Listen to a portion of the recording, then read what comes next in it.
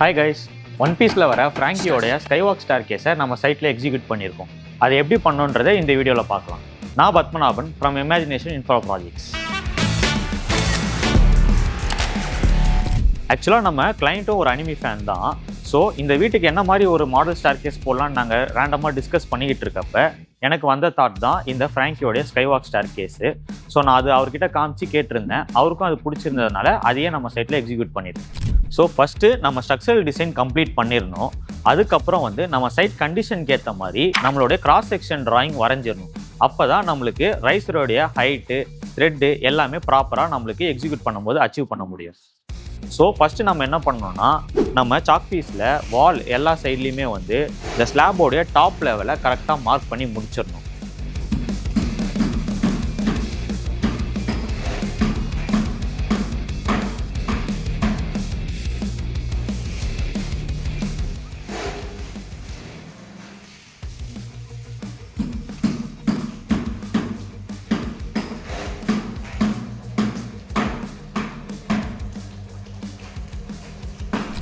அதுக்கப்புறம் concrete thickness என்னவோ அதோடைய மைனஸ் பண்ணி சென்டரிங்கோடைய பாட்டமையும் நீங்கள் மார்க் பண்ணிடணும். ஸோ இந்த ஸ்டார்கேஸ் பொறுத்த வரைக்கும் நம்ம ஜென்ரலாக யூஸ் பண்ணுற பலகையை யூஸ் பண்ணாமல் ப்ளைவுட் ஷட்டரிங் யூஸ் பண்ணோம்னா நம்மளுக்கு கான்கிரீட் பிரித்ததுக்கப்புறம் நல்ல ஃபினிஷ் கிடைக்கும்.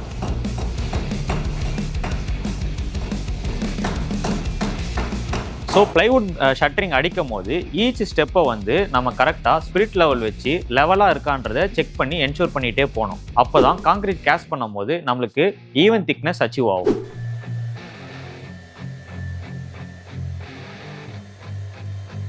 ஸோ ஒன்ஸ் ஷட்டரிங் முடிச்சதுக்கப்புறம் நெக்ஸ்ட் ரீஎன்ஃபோர்ஸ்மெண்ட் ஒர்க் ஸ்டார்ட் பண்ணணும். ஸோ இதில் நிறைய பேர் ஒரு பெரிய மிஸ்டேக் பண்ணுறாங்க. அது என்னன்னா, த்ரெட்டுக்கு ஒரு தனி ரிங்காகவும் ரைசருக்கு ஒரு தனி ரிங்காகவும் மேக் பண்ணிடுறாங்க. இப்படி பண்ணால் இந்த ஜாயிண்ட் வீக்காக இருக்கும், இல்லை ப்ராப்பர் ஸ்ட்ரென்த் அச்சீவ் ஆகாது. இது ஒரு தப்பான ப்ராக்டிஸ். ஸோ இந்த மாதிரி நீங்கள் ஒரு சிங்கிள் ராடை ஒரே ரிங்காக பெண்ட் பண்ணி இந்த எல் ஷேப்புக்கு கொண்டு அதை நீங்கள் இங்கே கம்பி மாதிரி கட்டினாதான் உங்களுக்கு டிசைன் ஸ்ட்ரென்த் அச்சீவ் ஆகும்.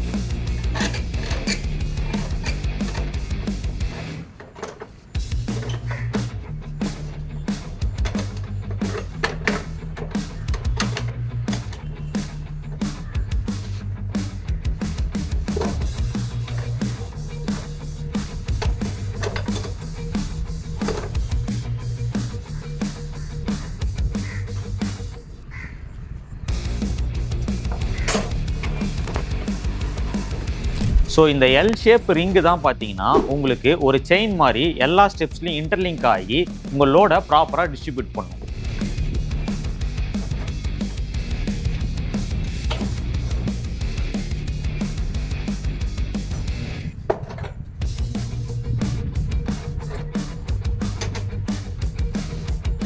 ஸோ ஒன்ஸ் ரீஎன்ஃபோர்ஸ்மெண்ட்லாம் முடிஞ்சதுக்கப்புறம் நம்ம இந்த ரைஸரோடைய ஹைட்டுக்கு ஏற்ற மாதிரி ஷட்டரிங்கை ஃபிக்ஸ் பண்ணிட்டோம்னா இந்த ஸ்டார்கேஸ் காங்கிரீட்டுக்கு ரெடி ஆயிரும்.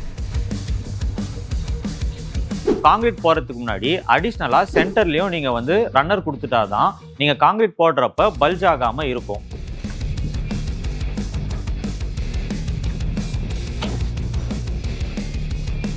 ஸோ காங்கிரீட் போடும் போதும் கண்டிப்பாக வைப்ரேட்டர் யூஸ் பண்ணிடுங்க. அப்போ தான் நம்மளுக்கு ஹனிகோம்ஸ் இல்லாமல் ப்ராப்பராக காங்கிரீட் ஃபினிஷ் ஆகி கிடைக்கும்.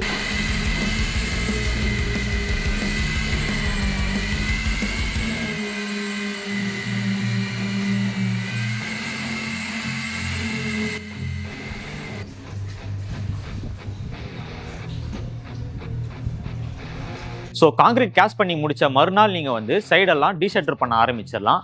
டீஷட்டர் பண்ணும்போது நம்ம ஃபோல்டர் ஸ்டார்கேஸ் அழகாக ஷேப் வரதை நீங்கள் அப்படியே பார்க்கலாம். ஸோ இதை நீங்கள் பேரலாக க்யூரிங்கும் அப்படியே ஸ்டார்ட் பண்ணிடணும். ஜென்ரலாக 14 to 21 days க்யூர் பண்ணணும்.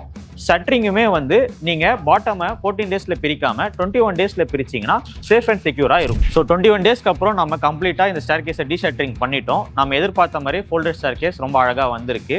இதுக்கு மேலே ஃபர்தராக நம்ம வந்து கிரானைட்லாம் போட்டு ஃபினிஷ் பண்ண போகிறோம். அந்த வீடியோவும் நான் ஃபியூச்சரில் கண்டிப்பாக அப்லோட் பண்ணுறேன்.